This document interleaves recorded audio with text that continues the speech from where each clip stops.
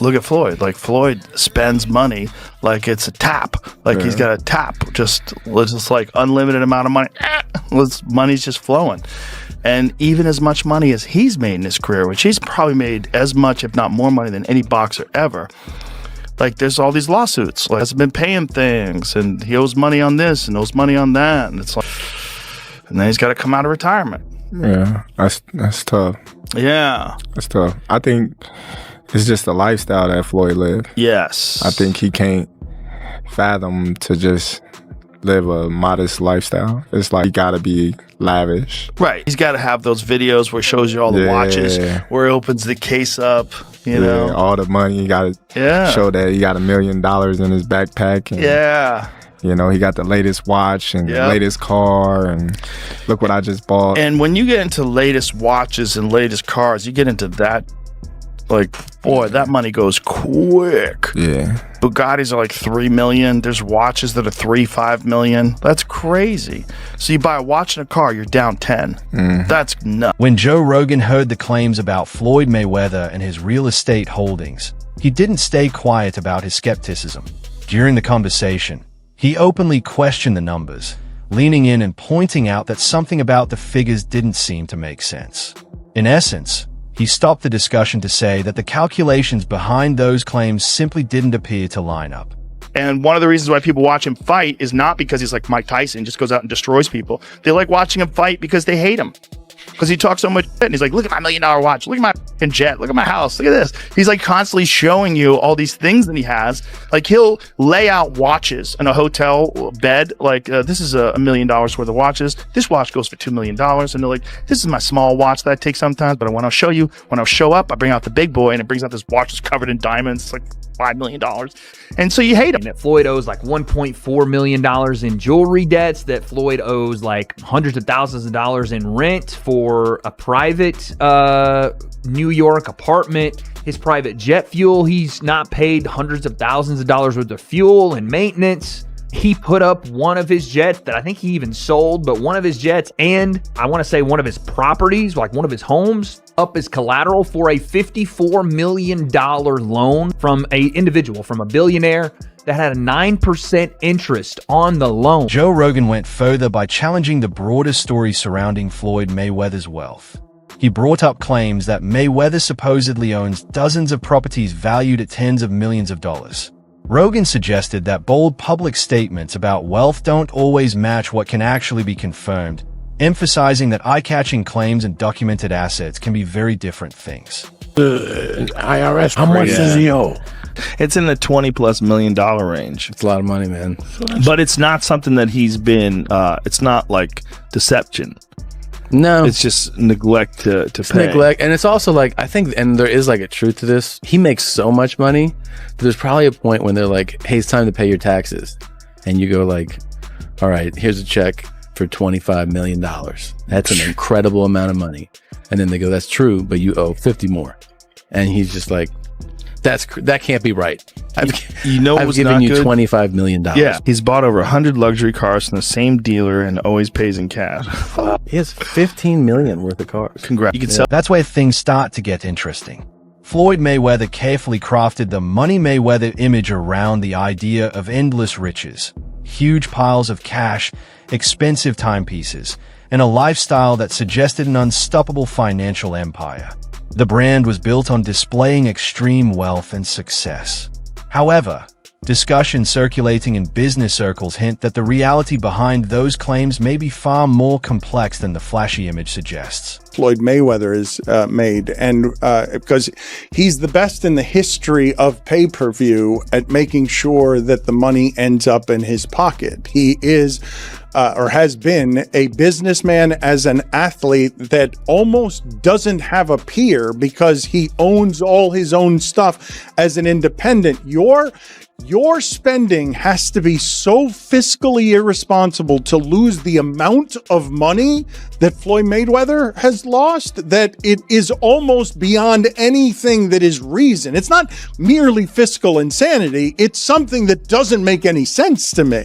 Right. And another sign of him maybe in financial trouble is, as of February 2026, Floyd Mayweather has initiated a massive $340 million lawsuit against Showtime Networks and former executive Steven Espinoza. So he's trying to get some bread right now. The estimate is that he made over $1.2 billion over the course of his career in just earnings from fight. Reports highlighted by Business Insider suggest that some of Floyd Mayweather's business ventures have faced financial pressure. According to those reports, 2 of his commercial real estate properties have gone through foreclosure proceedings. There were also claims that a building connected to his Las Vegas strip club could potentially face seizure due to outstanding property taxes. On top of that, legal disputes surfaced involving allegations of unpaid bill for high-end watches and jewelry. Mayweather has denied or pushed back against those claims. Still, the discussion began shifting away from displays of wealth and toward closer examination of his financial dealings. He said that, things that they said in this article were insane, that Floyd owes like $1.4 million in jewelry debts, that Floyd owes like hundreds of thousands of dollars in rent for a private New York apartment, his private jet fuel. He's not paid hundreds of thousands of dollars worth of fuel and maintenance. He put up one of his jets that I think he even sold, but one of his jets and I want to say one of his properties, like one of his homes, up as collateral for a $54 million loan. Further details reported by Business Insider added more layers to the discussion surrounding Floyd Mayweather's finances. The publication mentioned that 2 condominium units at Trump Las Vegas were briefly taken over due to unpaid tax obligations before being returned once the outstanding amount was settled. In addition, reports described a large loan of about $54 million that allegedly used several assets, including his homes, private aircraft, and business interests, as collateral. Whether these situations stem from exaggeration, confusion, or normal financial structuring, the difference between the public image of massive wealth and the details appearing in these reports has continued to spark debate. The earlier skepticism voiced by Joe Rogan had already made the discussion uneasy. Then Chael Sonnen entered the conversation with a far more direct tone.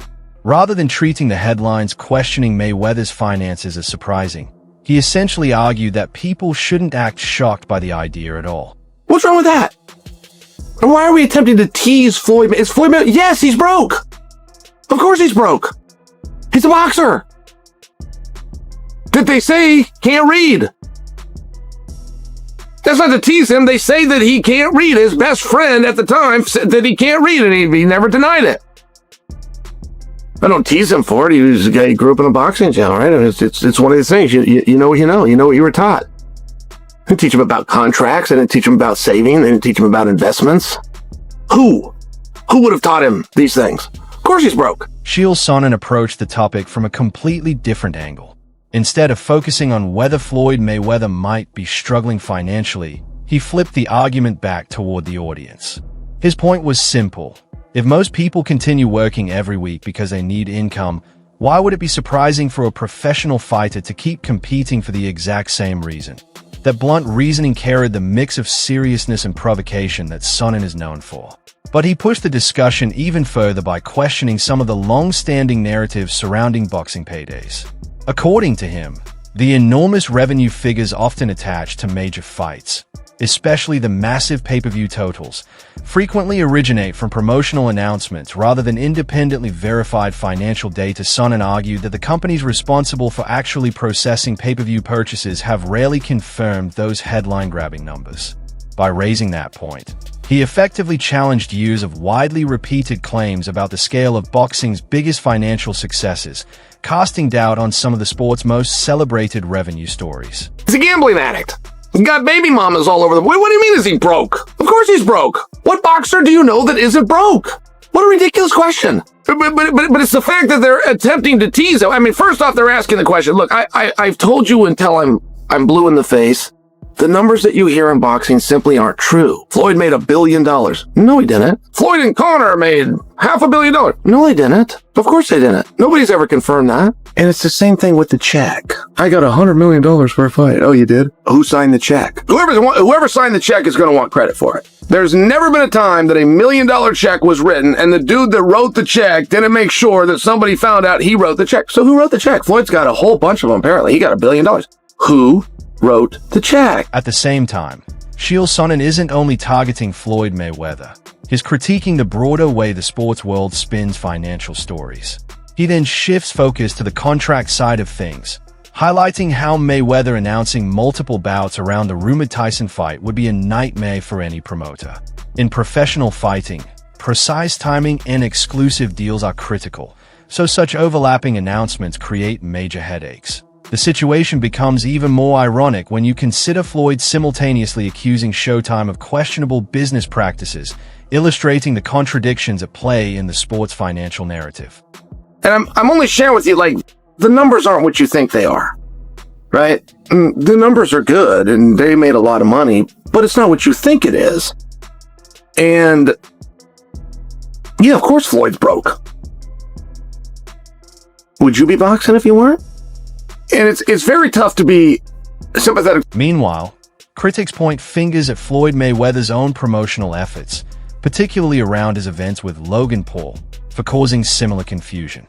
Suddenly, the discussion resembles a hall of mirrors, with everyone seeing someone else as the villain. Here's the ironic point that Chael Sonnen unintentionally underscores. People can debate Mayweather's finances, question the reported pay-per-view numbers, argue over contract disputes, or scoff at exhibition matches. Yet, the moment his name appears on a fight poster, the entire combat sports world stops and takes notice, no matter the doubts or criticisms swirling around him. Mayweather owes Logan Paul $1.3 million. No, he doesn't. Just to clear that up, no, he doesn't. Will Logan ever get the money? I think Floyd's broke. Floyd does not owe Logan $1.3 million. Floyd's promotion owes Logan $1.3 million. And no, of course he's not going to get it. That promotion's already shut down. Allegedly, by the way. Chael Sonnen had already added fuel to the debate about whether Floyd Mayweather might be financially stretched. Then Jason Whitlock and the rest of the panel jumped in, and the discussion quickly morphed into a full-on session of financial detective work.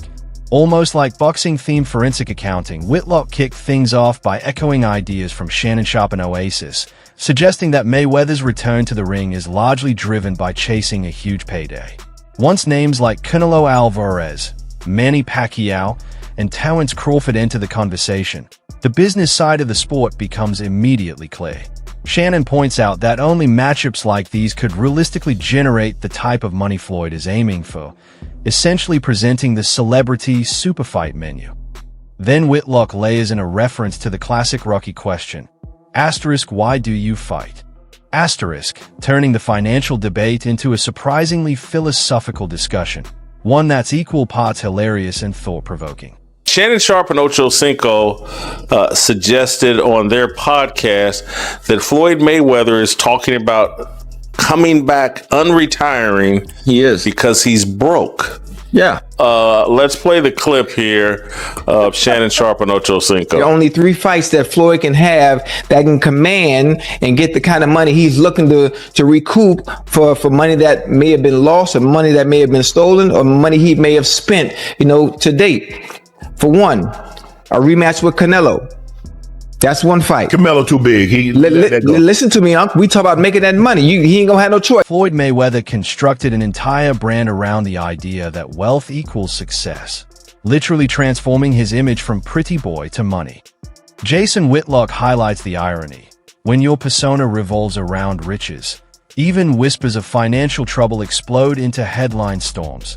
Dre offers a more measured perspective, noting that the real concern isn't just what Floyd has earned, it's the unknowns: liquidity, assets, debts, taxes, and lifestyle choices. Essentially, the flashy Instagram snapshots only reveal the tip of a much larger financial iceberg. Meanwhile, the panel lightens the mood with jokes about gambling losses, IRS bills, and extravagant spending, turning Floyd's career story into a complex puzzle rather than a simple victory parade. Yet the funniest part emerges in the tension between skepticism and admiration. While some painless question the sense of watching a nearly 50-year-old fighter return, others quietly acknowledge a truth every boxing fan knows. The moment Floyd announces a fight against someone like Terence Crawford, Canelo Alvarez, or even Manny Pacquiao again, all the debates and doubts melt away. Everyone will be tuned in when the bell rings. $1 billion and he's 47 years old and he's completely broke. He's won the prize. This is, of all the idiots that we've seen out there, celebrities, actors, entertainers that have lost a lot of money, this guy would take the cake. To blow a bill before he even hits 50 is unimaginable. It actually is sad. It's a cautionary tale. We have seen it time and time again. But who actually wants to watch this guy fight? Like, people that love him. If he comes out and if he loses and looks terrible and gets destroyed, well, look, if you love him or hate him, you can say, well, he's nearly 50 years old. This doesn't prove it. Jason Whitlock and the rest of the panel had already turned Floyd Mayweather's comeback story into something resembling a financial courtroom drama. Then Andre Ward joins the discussion, and the conversation shifts instantly from hot take speculation to a more thoughtful, fighter-level reflection. The contrast is striking. Ward begins by emphasizing his long-standing respect for Mayweather's work ethic, a point that often gets overshadowed by the flashy lifestyle. He explains that while the glitz, luxury cars, and private jets formed part of the Money Mayweather persona, beneath it all was a dedicated gym rat who never skipped training. When Ward shares that he feels conflicted about Mayweather returning to the ring, it comes across as genuine honesty. He isn't criticizing Floyd like the rumor mill has been doing. Instead, he's revealing something deeper. Boxing isn't just a sport, it's part of a fighter's identity. Ward describes how the adrenaline, the spotlight, and the enormous fight night payouts create an experience that everyday life simply can't replicate. Part of that is because of the way Floyd Mayweather goes about his business. He's been filthy rich. He's made his name, his legacy, and a lot of his reputation wasn't just the boxing. It was the money. It's the money man. What I have, what I'm driving, what I'm living in, what I'm flying in. And a lot of people, they don't like that. I don't know if Floyd Mayweather had more supporters for most of his fights or more haters, but regardless of where you fall on that line, Floyd Mayweather made it work for him when many people, promoters included, networks included, early on didn't think that he can. That's the kind of perspective only a former champion like Andre Ward can offer. He then shifts the focus to a potential rematch with Manny Pacquiao, and suddenly the analyst in you kicks back in. Ward highlights an interesting point. Older fighters can actually generate more excitement in the ring because they can't rely on constant movement the way they once did. With slightly slower footwork comes more exchanges, which challenges the common narrative that such a fight would automatically be dull. Yet Ward repeatedly emphasizes the real concern that comes with age. Your mind believes you're still the same fighter, while your body quietly disagrees. That insight alone explains a significant portion of boxing's historical tragedies. Still, even as Ward confesses he'd rather see both legends enjoying retirement somewhere on a beach, he admits that curiosity inevitably takes over. When two iconic fighters with unfinished business step back into the ring, the entire boxing world can't help but watch, whether we want to or not. Watch a fighter, he'll say he don't watch him, but he'll watch any potential opponent over and over and over, and he has to process, can he do anything with me? How does my skill set line up with his? Can I beat him? The problem with being 49 years of age is sometimes your brain can see things and tell you things that your body's not in agreement with.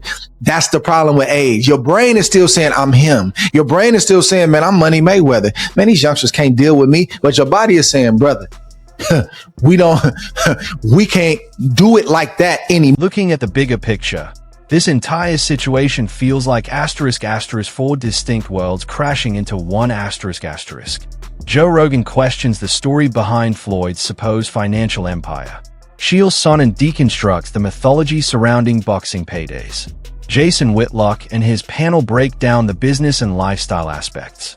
And then Andre Ward brings the fighter's perspective, reminding everyone that boxing embeds itself into your DNA in ways money alone cannot replicate. On one hand, some argue Mayweather's return is all about chasing another huge payday. On the other, critics claim the financial rumors are overblown.